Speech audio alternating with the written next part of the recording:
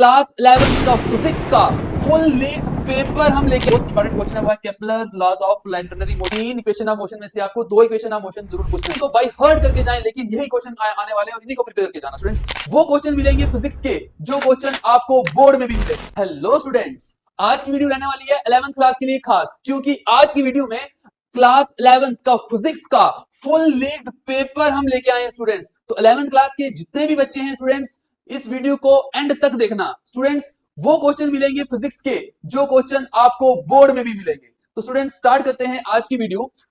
सबसे पहले हम 10th चैप्टर से स्टार्ट करेंगे, then 9th, then 8। Okay students, तो हम लास्ट से स्टार्ट कर रहे हैं। तो जो आपका लास्ट चैप्टर है 11th क्लास का ऑसिलेशन एंड वेव्स, ये रहने वाला है 10 मार्क का। तो इसका जो फर्स्ट मोस्ट इंपॉर्टेंट क्वेश्चन है स्टूडेंट्स वो है what is simple pendulum and drive the expression for its time period. आपको मालूम ही होगा T is equal to 2 pi under root L by G। तो स्टूडेंट्स इस रिलेशन को आपने फाइंड करना है बोर्ड में 5 मार्क्स का। बोर्ड में 5 मार्क्स का ये क्वेश्चन आपको दिखेगा। तो नेक्स्ट क्वेश्चन रहने वाला है स्टूडेंट्स, इसका जो मोस्ट इंपॉर्टेंट है वो है what is simple harmonic motion and drive the expression for displacement velocity and acceleration of a particle executing SHM। तो स्टूडेंट्स सिंपल हार्मोनिक मोशन आपको मालूम ही होगा, आपने क्लासेस में पढ़ा होगा, simplest case of oscillatory motion. इसका जो डिस्प्लेसमेंट का रिलेशन होता है वो होता है x is equal to a sin omega t plus 5। ठीक है स्टूडेंट्स, तो x की डिफरेंशिएशन करेंगे with respect to t, dx by dt वो आ जाएगा v, वो आ जाएगा वेलोसिटी के लिए रिलेशन। तो फिर से वेलोसिटी की डिफरेंशिएशन करेंगे dv बाय dt वो आ जाएगा एक्सेलरेशन के लिए रिलेशन। तो इसी तरह एक्सेलरेशन, वेलोसिटी और डिस्प्लेसमेंट के लिए हमें रिलेशनशिप मिल जाएगा।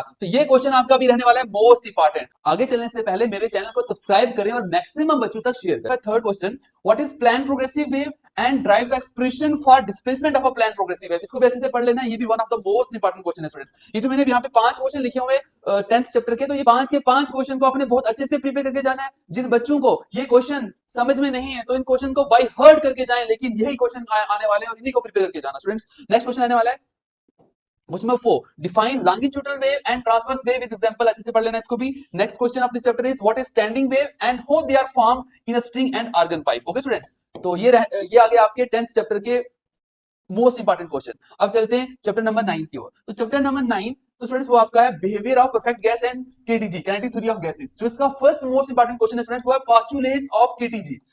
तो students postulate of kinetic theory of gases अच्छे से पढ़ लेना, 7 या 6 या 7 या 8 अच्छे से पोस्टुलेट अच्छे से इसके पढ़ लेना। नेक्स्ट क्वेश्चन रहने वाला इस चैप्टर में से state law of equipartition of energy and right the number of degree of freedom of monoatomic, diatomic and triatomic gases. तो स्टूडेंट्स अच्छे से पढ़ लेना। Question number second most important.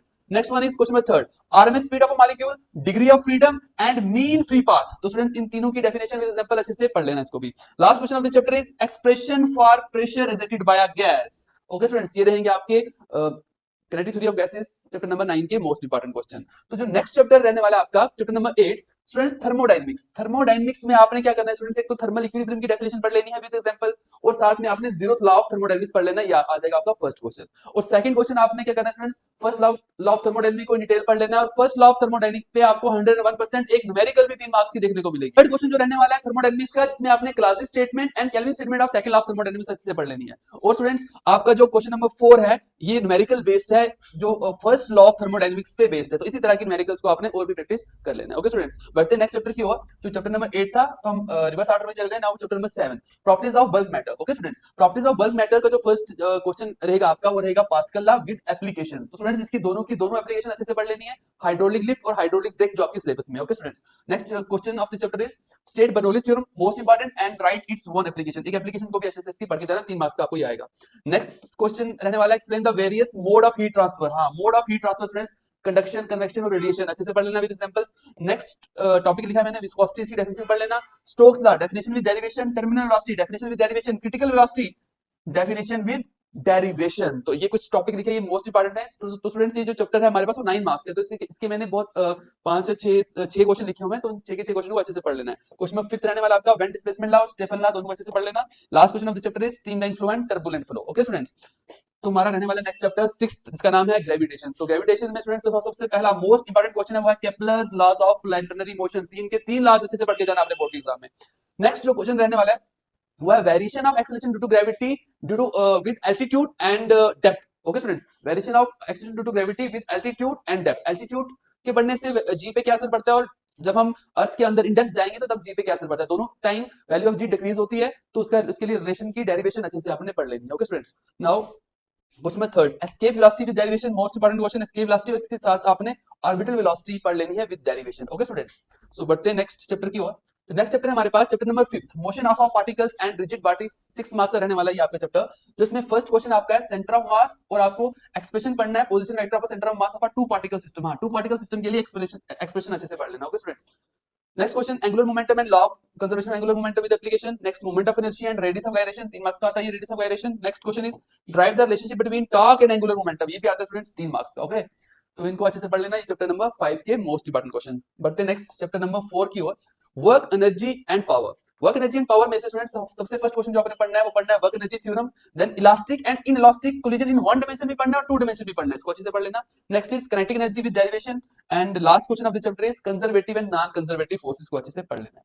जो नेक्स्ट चैप्टर रहेगा आपका लॉज ऑफ मोशन के ऊपर रहने वाला है। इसका जो फर्स्ट क्वेश्चन है, first most important question, that is centripetal force with its derivation. Okay students, next is Newton laws of motion. तो students Newton laws of motion में आपने फर्स्ट लॉ भी पढ़ना है, सेकंड लॉ भी पढ़ना है और थर्ड लॉ भी पढ़ना है, और सेकंड लॉ को रियल लॉ क्यों कहते हैं वो भी आपने अच्छे से पढ़ना है। Okay students, next is our third question, laws of conservation of linear momentum with applications. And question number 4 is difference between static and kinetic friction, also explain laws of friction. Laws of friction अच्छे से पढ़ लेना students, laws of friction most of the time आता है exam में question. Next is 5 रहने वाला है, वो है why are curve road bank and obtain an expression for angle of banking of a curve road. तो ये आ गया चैप्टर नंबर 3 के नेक्स्ट चैप्टर की ओर। नेक्स्ट चैप्टर रहने वाला है आपका chapter number 2, that is kinematics. Kinematics NCERT में 2 सब्जेक्ट्स मिलेंगे, एक होगा motion in a straight line और एक होगा मोशन इन अ प्लेन। तो उसमें से मैंने सिलेक्टेड क्वेश्चन यहाँ पे लिखे हुए हैं, सिर्फ 3 question. First is projectile motion, आपको 5 मार्क्स का इस चैप्टर में से क्वेश्चन आएगा प्रोजेक्टाइल मोशन, और एक्सप्रेशन निकालना पड़ेगा आपको, maximum height, time of flight, horizontal range of a projectile find at an angle with the projection. तो आपको एंगुलर प्रोजेक्शन में से ये क्वेश्चन आया हुआ है स्टूडेंट्स, ठीक है। तो इसका जो सेकंड क्वेश्चन आने वाला है वो है इक्वेशन ऑफ मोशन पे v equal to u plus at, s equal to ut plus half of at का square, then v square minus u square equal to 2as। तो इनको ड्राइव करने के लिए 3 इक्वेशन ऑफ मोशन में से आपको 2 इक्वेशन ऑफ मोशन जरूर पूछने वाले हैं वहां से आपको, ठीक है स्टूडेंट्स। तो नेक्स्ट रहने वाला है आपको numericals on multiplication of a vectors. Vector में से आपको एक न्यूमेरिकल आएगी स्टूडेंट्स, मल्टीप्लिकेशन, एडिशन और सब्ट्रैक्शन ऑफ अ वेक्टर्स में से। तो बढ़ते हैं लास्ट चैप्टर जो आपका, तो ये रहा हमारा next chapter, that is units and measurement. आपकी बुक का फर्स्ट चैप्टर है लेकिन हमारी वीडियो का लास्ट चैप्टर। जो फर्स्ट क्वेश्चन है इस चैप्टर का, dimension formulas of physical quantity, stress, strain, pressure, force, impulse, सबके डायमेंशन फार्मूलाज आपने अच्छे से पढ़ लेने।